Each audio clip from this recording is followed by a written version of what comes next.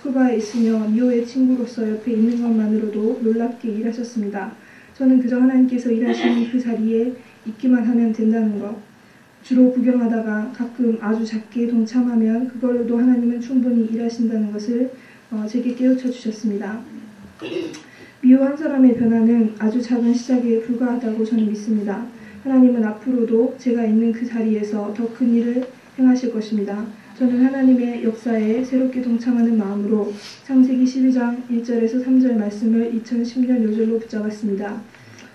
얼마 전 김한규 선교사님께서 명륜 홈페이지에 올려주신 이용규 선교사님 강의 동영상을 보고 이 말씀에 크게 은혜를 받았습니다. 하나님께서 아브라함을 복의 근원으로 삼으시고 가나안 땅으로 보내신 것은 복이 없는 그 땅에 복을 끼치게 하기 위함이라는 말씀을 듣고 하나님께서 저를 일본에 보내신 것 역시 복이 없는 그 땅에 복을 끼치게 하기 위함임을 깨달았습니다. 저는 일본에서 3년 가까이의 시간을 보내면서 제가 얻을 복에 관심을 많이 가졌습니다. 어떻게 하면 일본에서의 생활을 누릴 수 있을까? 어떻게 하면 실력을 쌓아서 인정받을 수 있을까? 어떻게 하면 유학생이라는 약점을 이기고 좋은 곳에 취직할 수 있을까? 이런 것들로 생각이 가득 차서 하나님께서 저를 부르신 목적을 잊고 있었습니다. 그래서 올해부터는 창세기 말씀을 붙잡고 복을 얻는 일에서 복을 끼치는 일로 관심을 옮기고자 합니다. 저의 아니야, 거처, 장래 이 모든 것은 하나님께 맡기고 하나님께서 저를 보내신 츠쿠바대 캠퍼스 그곳에서 꿋꿋이 믿음의 중심을 지키며 하나님께서 일하실 때를 기다리고자 합니다. 또 어떤 영을 비춰주실까? 하나님께서 어떤 방법으로 일하실까를 생각하며 설레이는 마음으로 2010년을 맞이하겠습니다. 한마디, 복의 근원이 되어 복이 없는 일본 땅에 복을 끼치라.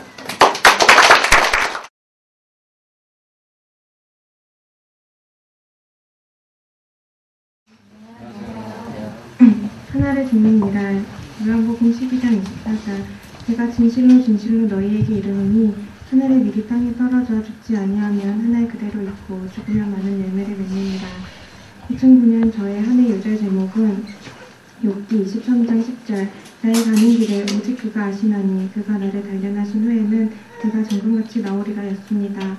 지금까지 계속되었던 학문의 실패와 영적 성장이 없는 자신 앞에서 이제는 훈련됨으로 회복의 역사를 이루고 싶은 심정이었기 때문이었습니다.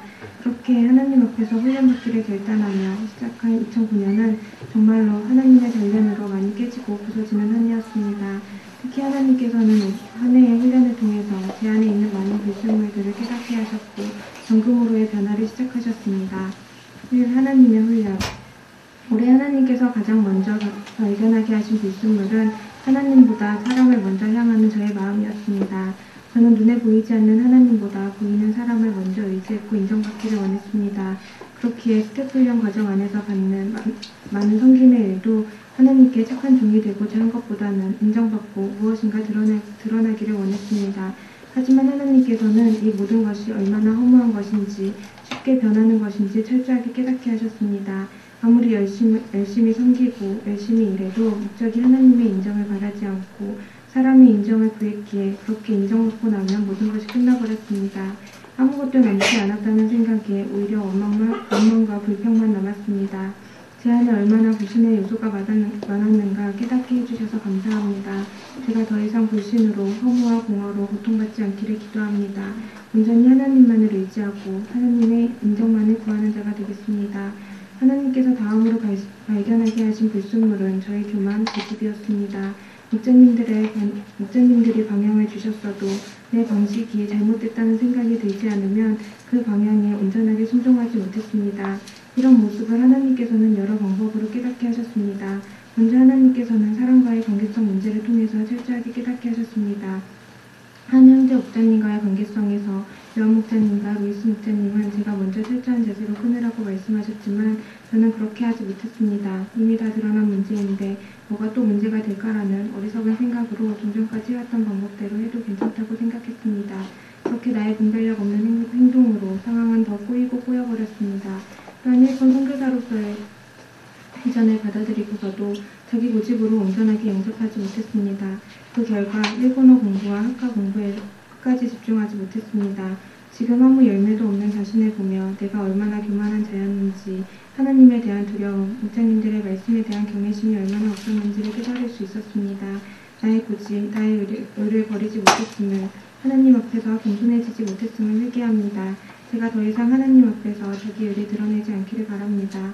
자신이 얼마나 죄악된 존재인지 매일 깨달으며 하나님 앞에서 매일매일 낮아지고 하나님의 말씀, 목사님들의 말씀에 온전하게 순종하는 자가 되겠습니다. 마지막으로 하나님께서는 나의 게으름이 얼마나 깊이 뿌리박혀 있는가 깨닫게 하셨습니다. 올해 요한 목사님의 건강 악화로 새벽 기도회가 시작되었습니다. 그 후 새벽 기도를 위해 언니의 장막에 머물렀고 올해 6월부터는 글로벌 장막에서 장막 생활을 시작하게 되었습니다. 그렇게 약 1년의 새벽 승리 훈련과 여러 섬김의 훈련을 받아오며 나는 지금까지의 게을렀던 자신의 모습에서 성장했고 변화되었다고 생각했었습니다. 그렇게 생활만 변화되면 내 게으름은 사라지는 것이라고 생각했었습니다. 하지만 겉모습의 변화는 내면까지 뿌리 깊게 박힌 게으름까지는 뽑아내지 못했습니다. 1년 휴학의 목적이 일본어 공부임에도 나의 게으름으로 온전히 감당하지 못했습니다. 요한 목사님의 문제지 타이핑과 출력을 감당하면서도 게으름으로 형식적으로 감당했을 뿐 마음을 다해 섬기지 못했습니다. 해야 할 일보다 하고 싶은 일에 더 앞세우며 시간을 보냈습니다. 계획한 것들을 이루지 못한 지금 내년을 어떻게 살아야 하는지 두려움도 함께 오고 있습니다. 제가 뿌리 깊게 박힌 게으름과 매일 투쟁함으로 이제는 열매 맺는 자로 변화되기를 바랍니다. 더 이상 열매 없는 자신을 보며 두려움에 빠지고 후회하는 것으로만 그치지 않고 온전한 회개의 열매를 맺음으로 게으름과 두려움에서 승리하는 자가 되겠습니다. 이 말씀의 은혜. 일본 선교사로서 준비한다고 하면서도 솔직히 자기 계획만 잔뜩 앞서 있었습니다. 무엇을 어떻게 하고 어떻게 해야만 어떻게 될 수 있을 것이다 라는 헛된 생각으로 오히려 머리는 더 복잡해져 있었습니다. 시간이 지나며 계획했던 대로 아무것도 되지 않는 상황이 너무 힘들었습니다. 특히 일본 문부성 장학생 시험 전형에 대해서 무엇 하나 제대로 알고 있는 것이 없었다는 것을 깨달으며 자신이 얼마나 준비가 되지 못했는지 깨달을 수 있었습니다. 그랬을 때 하나님께서는 여호수아 5장의 말씀을 생각나게 하셨습니다. 전쟁을 앞두고 할례를 시키고 여호수아의 신을 벗게 하시는 하나님의 생각을 깨달을 수 있었습니다. 아무것도 내 생각대로 해서는 안 된다는 것을, 모든 전쟁은 하나님의 손에 달려있다는 것을 철저하게 깨달을 수 있었습니다. 5월의 봄수양회를 통해서는 지난해 회개의 말씀이 되었던 누가복음 5장 1절에서 11절 말씀, 그리스도를 향하여 말씀으로 아직도 여전히 깊은 곳으로 가지 못하는 자신을 발견할 수 있었습니다. 그 두 번의 여름 수양회를 통해서는 제 자신이 얼마나 하나님 앞에서 죄인인가를 철저하게 깨달을 수 있었습니다. 버스트 아닌 라이프를 쫓는 제 삶은 하나님보다도 자신을 앞세우는 삶이었습니다. 작은 손바닥으로 그저 내 눈만을 가려놓고서 태양을 가렸다며 내가 원하는 대로 살고 있었습니다. 하나님의 눈을 피할 수 없다는 것을 알면서도 가능하다고 생각하고 있었습니다. 그런 완악하고 어리석은 자였지만 하나님께서는 누가복음 15장 11절에서 32절 상자를 기다리는 아버지의 사랑 말씀해 주시며 나와 같은 자도 끝까지 참고 기다리신다는 하나님의 사랑을 깨닫게 하셨습니다. 이런 부족한 자도 인내하시고 지금까지의 모든 것을 용서하시는 하나님을 체험할 수 있어 감사합니다. 2009년은 로이스 목사님께 마태복음과 초신자 요한복음, 장사랑 목사님께 에베소서, 여호수아, 사사기, 사도행전 말씀을 배웠습니다.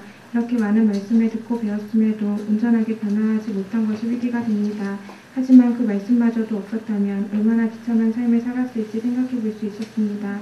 새로운 한 해에는 제가 말씀을 더 사모하는 마음, 경외하는 마음으로 말씀을 듣고 배우고 행하는 자가 되기를 기도합니다.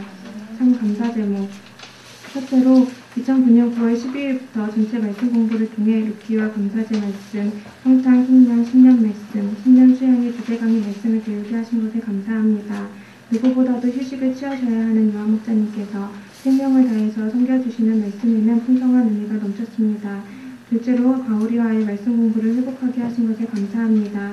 처음 바울이를 도왔던 것이 2007년이었는데 본격적으로 시작한 것은 약 한 달 정도가 되어갑니다.